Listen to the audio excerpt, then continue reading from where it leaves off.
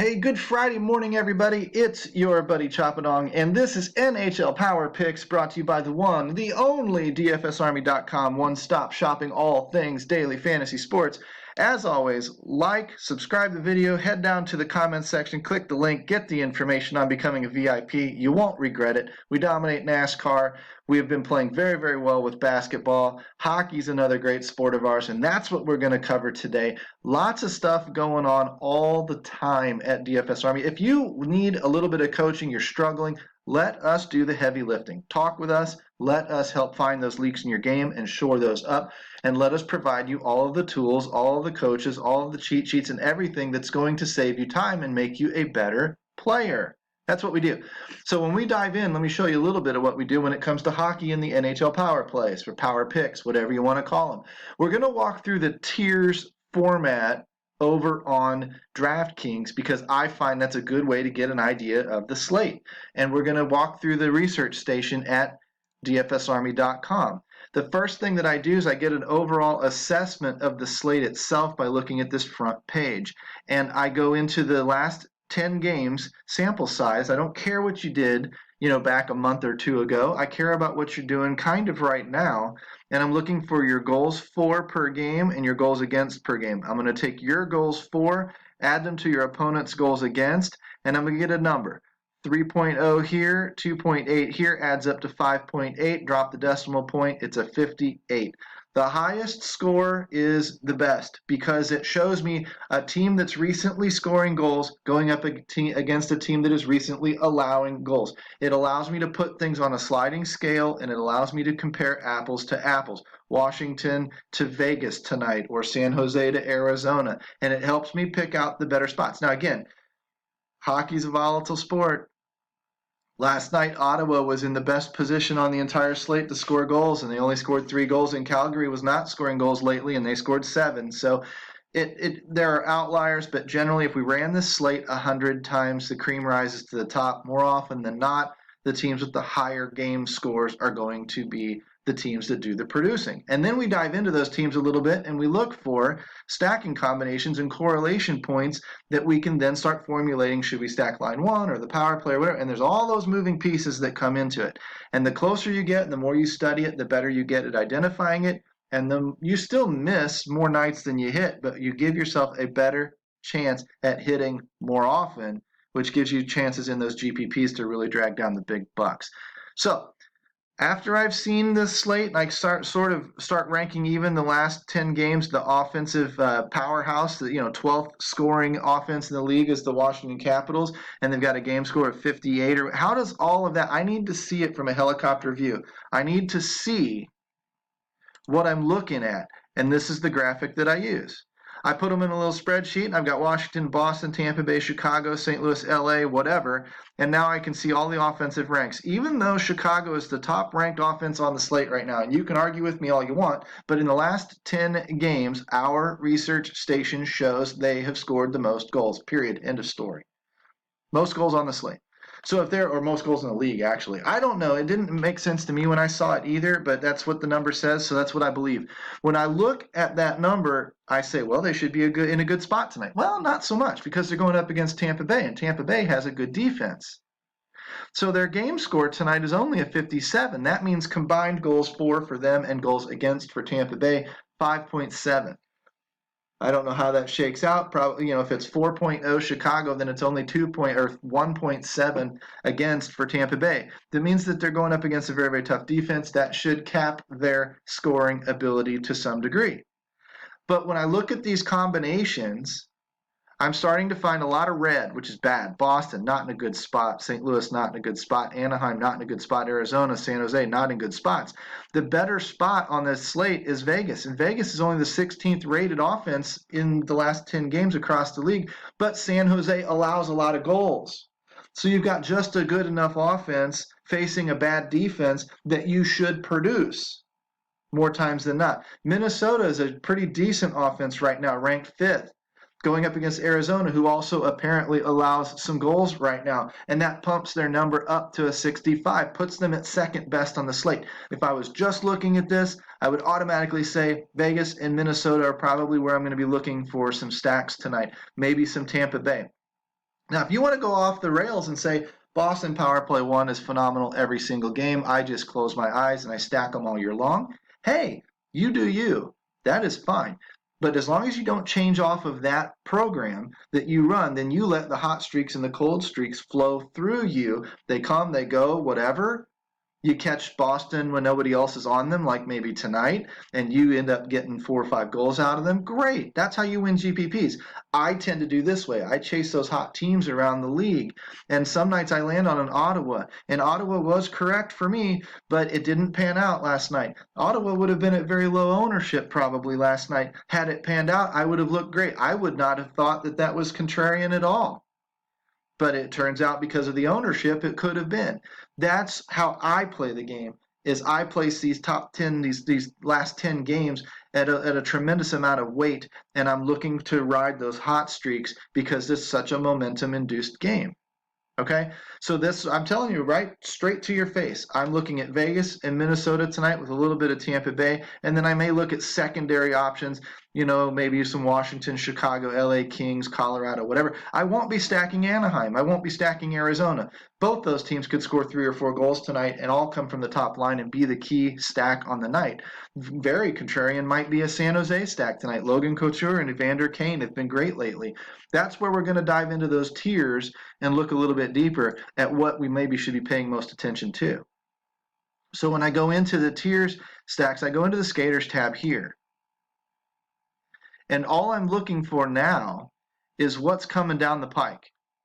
What tiers are offered in which situations? And how are we going to make that pan out for us?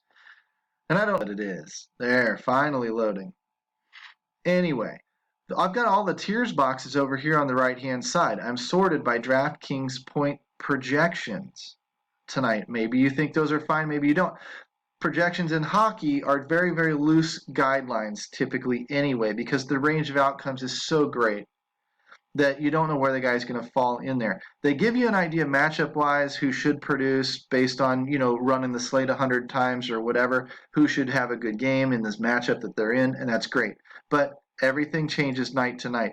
I like to look at other things. I like to scroll over this way and look at those last 10 games and see what your fantasy point production per game has been, as well as what your shot on goal and blocked shot floor is. Because if I can't predict when you're going to score a goal, I can say you're in a great situation, but I can't predict when you're going to score a goal.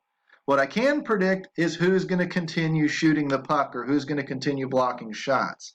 Look at this. Alec Martinez, 34 blocked shots over his last 10 games. That's insane.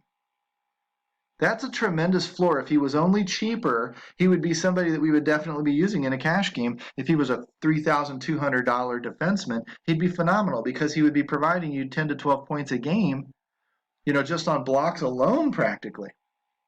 These are things that we definitely look for. But one thing that I can do is I can sort this out by DraftKings average over the last 10 games. And that's what this research tool allows me to do, is control and filter and sort and do all of this stuff that I want to do. And now I can look at who's really doing the producing, right? And I can come over here and I can look at tier 1. Kane, DeBrincat, Pastrnak, and Ovechkin. And we already said Boston's not in a great spot tonight. So I might lose Pastrnak. A lot of people will probably play the big name and the Cadillac, and I might switch over to a Patrick Kane in tiers. Right? Ovechkin probably very contrarian at this point. He's just not really doing a ton of scoring right now. So when I come over here and look even further at the consistency rating over on like a DraftKings, I'm looking for who's doing it more often over larger samples. I can look for hot streaks and see that Patrick Kane is great. The best player in the tier over the last 5 games by far. But I can look over here and is he still over 10 games? Yes. Is he still over 20 games? Well, okay, now it equalizes out. Okay? But if I'm looking for a little bit of recency because it's a momentum-driven sport, then I'm probably looking at Patrick Kane and probably nobody else in this tier tonight, especially for some kind of a cash game. And granted, he's only hitting 15 points 50% of the time. And David Pasternak's doing it 40% of the time. Is there a big edge there? No, there's really not. But you're playing the law of large numbers. And you're trying to search for that floor and that consistency and who's most likely to do it, understanding that it's still a bit of a crapshoot. That's hockey. What you're hoping is to hit these nights over here and cover up the mistakes of some of the other tiers that don't go as predicted. Okay, but when I come over here to tier 2, I'm just going to do the same thing. So I've got a Stamkos, Hedman, Marchand, and Bergeron. Well, Marchand and Bergeron, if you're going to correlate with Pastrnak on tier 1, there's your play. But if you're looking at pure point production over the last 10 games, you're looking at a Stamkos or a Hedman. Now I need to determine which one has the floor and which one has the ceiling, because I see a ton of blocked shots, shots on goal and blocked shots. Hedman probably has the floor, but Stamkos has the upside and the scoring ability. So I slide over this way a little bit more to the consistency rating, and I see once again, Hedman's hitting 20 points a little bit more often than Stamkos is. Bergeron's hitting it a lot more often, but again, he's in a pretty bad matchup tonight, according to what we just looked at. So I can largely ignore that and say he's not in a good spot. The odds are these two are probably going to outperform the tier, and they're probably about the same, where Hedman gets a little bit of a nod in the floor area because he's hitting 20 points a little bit more often. They're both hitting their ceiling more often, and then I look over at the other games and it's all about the same. And I come over here even in the last 5 games and it's a bit of a crapshoot again, because nobody's really doing much in the last 5 games. Okay? So it doesn't give me a lot of confidence in this tier, but I know that if I need to be safe, if you put a gun to my head and tell me who I can count on the most, I'm probably telling you Victor Hedman. If you tell me who has the combination of a good floor but more upside, I'm going to tell you Steven Stamkos. And then if you ask, but who would, if I was in a 10,000 person GPP, who would generate the most leverage for me? I'd probably tell you Patrice Bergeron. You see how you have to start thinking about this sort of stuff depending on the contest that you're playing, depending on what you're trying to accomplish. Am I just trying to get across a 50-50 line, or am I trying to go all the damn way with it? If I'm trying to go all the way with it, I need to be right and I need to be a little bit different. I need to be doing something that other people aren't doing. If I want to just get over the halfway mark because there's no more incentive to go any further because the pay doesn't increase, then I can probably play a little closer to the vest, play a little chalkier, hide within the masses, hide within the herd a little bit, to where if he tanks you, he tanks me too. That's fine. I'll move on to the next tier. Okay? Tier 3, Rantanen, Pacioretty, Burns, Garland, Point. Again, if you're correlating with Stamkos and whatnot, you probably take a point. If you're looking at just pure number, Mikko Rantanen, maybe if McKinnon is out tonight, maybe he becomes the go-to guy in that offense. Pacioretty's been fine lately. Brent Burns usually has a good floor. Connor Garland is a kind of a random pick in here, but he's been probably playing fairly well lately too, or he wouldn't be suggested in this tier. When I scroll over again to those last 10 games, I'm looking, here's my ceiling right up here, right? Rantanen and Pacioretty are doing the producing. If I look at the shots on goal and the blocked shots, because of the blocked shots, Brent Burns comes in here. But here's where my shooters are, right? Last 5 games, Pacioretty's shooting the heck out of the puck. He's also producing near the top. Rantanen's probably scored more goals, getting a little better results, but the activity that leads to the results belongs to Pacioretty. I come over here, and here's my green, Pacioretty right here. Pacioretty over the larger sample size has been the more consistent player, probably who I should lean on for cash games. But over the last 10 games, he hasn't performed as much. Over the last 5, he has performed again about the same as a Mikko Rantanen. So again, that's where you're going to have to tell yourself, these guys are head and shoulders, as you can see, head and shoulders above the rest in their tier, right? So these are the 2 guys, if you're looking at a cash game, that you need to be deciding between. And then you're going to take a peek and say, well, if McKinnon's out tonight, maybe it tips the cap to Rantanen. Maybe it hurts Rantanen because he doesn't have McKinnon, skating in the ice and creating space for him. Maybe it hurts him. So maybe the safer play is Pacioretty. That's up to you to decide. I can go with either argument. If you tell me he's going to be the one that has to do the scoring, fine. If you tell me that Pacioretty is already doing the scoring, fine. I'll go with either one. Vegas is obviously in the better scoring spot when you come back here to our score sheet. Okay? So just walk through the tiers and decide these things for yourself, but you need access to these tools to do that. I'll have a full write-up here. I'll include this video. I'll go through each and every tier, tell you what I think. Hopefully that helps you make decisions going forward for the rest of your classic slates tonight, and hopefully it gives you stacking ideas and correlation ideas along the way as well. That's how I tend to do things. I start with a helicopter view, and I start funneling things down and narrowing things down as I go through the day. If you like that methodology, like the video, come on inside, become a VIP. And I'll see you on the inside where we can talk in even more detail and make you a better hockey player. Peace out, homies. We'll talk to you really soon. Have a great weekend.